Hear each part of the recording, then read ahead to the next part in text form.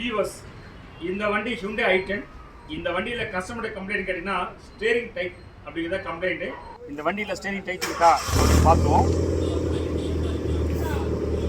வண்டி பயங்கர steering tight இருக்குது. அது போக இபிஎஸ் வார்னிங் இண்டிகேஷன் எரியுது. இங்கே பாருங்கள், இபிஎஸ் வார்னிங் இண்டிகேஷன் எரியுது.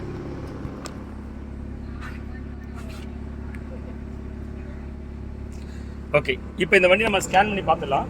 இப்போ இந்த வண்டியை ஸ்கேன் பண்ணி பார்த்ததில்ல. இங்கே பாருங்கள், எலக்ட்ரானிக் பவர் ஸ்டேரிங் அந்த கண்ட்ரோல் மாடலில் C1272 engine speed input mall function அப்படிங்கிற எரர் கோடு இருக்குது. சரியா? இந்த எரர் கோடு இருந்தால் என்ன அர்த்தம்னா, ஸ்டேரிங் டைட்டாக இருக்கிறதுக்கு காரணம் இந்த இபிஎஸ் கண்ட்ரோல் மாடல் ஃபால்ட்டுன்னு அர்த்தம் இல்லை. இந்த வண்டியோட என்ஜின் கண்ட்ரோல் மாடல் ஃபால்ட். அதனால தான் இந்த ஸ்டேரிங் டைட்டாக இருக்குது. சரியா? ஸோ இந்த வண்டியோட என்ஜின் கண்ட்ரோல் மாடலில் சர்வீஸ் பண்ணி போட்டு ஓகே ஆகுதான் பார்ப்போம். அப்படி இல்லைன்னா ஒரு இசிஎம்ஐ செகண்டாக வாங்கி போட்டு இந்த ப்ராப்ளத்தை சால்வ் பண்ணுவோம். இப்போ இந்த வண்டியில் இந்த ஸ்டேரிங் டைட் மட்டும் இல்லை, கஸ்டமருக்கு தெரியல இன்னொரு எரர் கோடு இருக்குது. அது என்னென்னா P0507 ideal air control system RPM higher than எக்ஸ்பெக்டட்னு இருக்குது. கஸ்டமர்கிட்ட கேட்டேன், சார் இந்த உங்களுக்கு ஆர்பிஎம் ஹையராக இருக்கான்னு கேட்டேன். ஆனால் அவர் என்ன சொல்கிறேன்னா, எனக்கு தெரியல சார் அப்படிங்கிறாரு. இப்போ நம்ம செக் பண்ணி பார்க்கலாம். ஏன்னா இப்போ இந்த ஆர்பிஎம் இங்கே பார்க்க முடியாது. இங்கே பாருங்கள், ஆர்பிஎம் 0 காட்டுது. என்ஜின் ரன்னிங்கில் தான் இருக்குது, ஆனாலுமே 0 காட்டுது. இப்போ இதில் போய் பார்க்கலாம் என்ஜின் ஆர்பிஎம் எவ்வளோ காட்டுதுன்னு பார்ப்போம். நார்மலாக வந்து பார்த்தீங்கன்னா ஏசி ஆஃப் கண்டிஷனில் ஒரு 800-850 ஆர்பிஎம் தான் இருக்கும் என்ஜின் ஆர்பிஎம். சரிங்களா? இப்போ இது எவ்வளோ இருக்குன்னு பார்ப்போம்.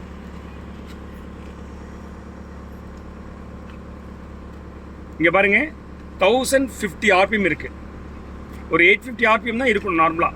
அப்போ 1050 ஆர்பிஎம் இருக்குன்னா எக்ஸ்பெக்டட் விட டார்கெட் விட அதிகமாக தான் இருக்குது. அதனால தான் அந்த எரர் கோடு காட்டுது. எந்த எரர் கோடு அப்படின்னா, திரும்ப நான் காட்டுறேன் பாருங்கள் உங்களுக்கு எந்த எரர் கோடு. இதான் ideal air control system RPM higher தேன் எக்ஸ்பெக்டட்.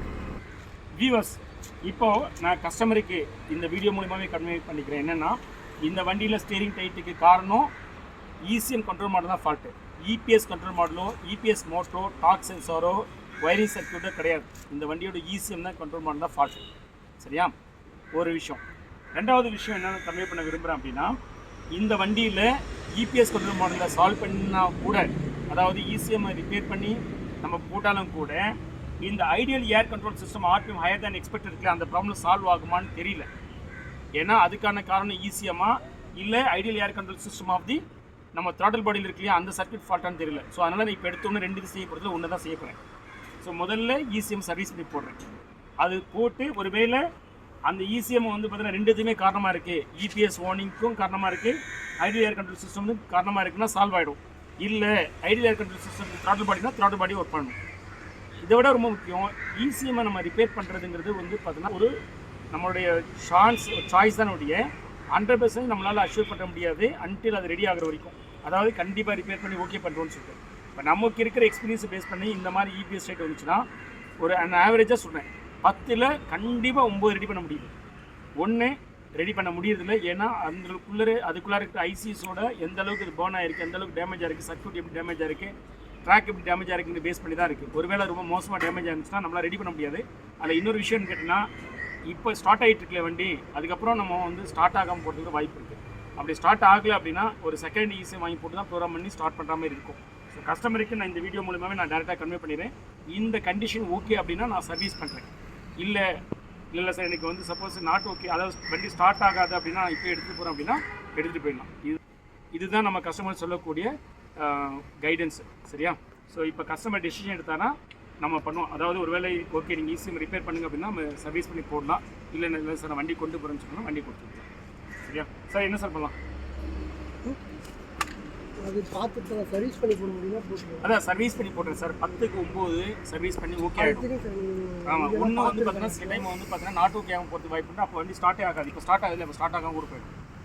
ஆனால் அப்படி ஸ்டார்ட் ஆகலாம் நான் ரெடி பண்ணி கொடுத்துருவேன் டெக்னிக்கலாக. ஆனால் செகண்ட் ஹேண்ட் ஈஸியாக வாங்குறதுக்கான காஸ்ட் நீங்கள் பே பண்ணணும். அது நீங்கள் வாங்கி வந்து கொடுத்தாலும் நான் ப்ரோன் பண்ணி கொடுப்பேன். இல்லை என்னையே வாங்க சொன்னாலும் வாங்கி கொடுப்பேன். அது என்ன ரேட்டுங்கிறது நம்ம இதில் சக்ஸஸ் ஆகணும்னா அப்போ நம்ம பேசுவோம். இப்போவே அதை பற்றி பேசிட்டு. சரியா? Okay sir. Okay views, customer அப்படி கொடுத்துறாரு, நம்ம இதை சர்வீஸ் பண்ணுறோம். இந்த வண்டியிலேருந்து கேட்டில் கொண்டு வந்த இசிஎம் இதுதான். இதை தான் நம்ம வந்து பார்த்தீங்கன்னா சர்வீஸ் பண்ண போகிறோம். இதுதான் இந்த இசிஎம் சர்வீஸ் பண்ணியாச்சு நம்ம. இதுதான் இந்த கனெக்டரு.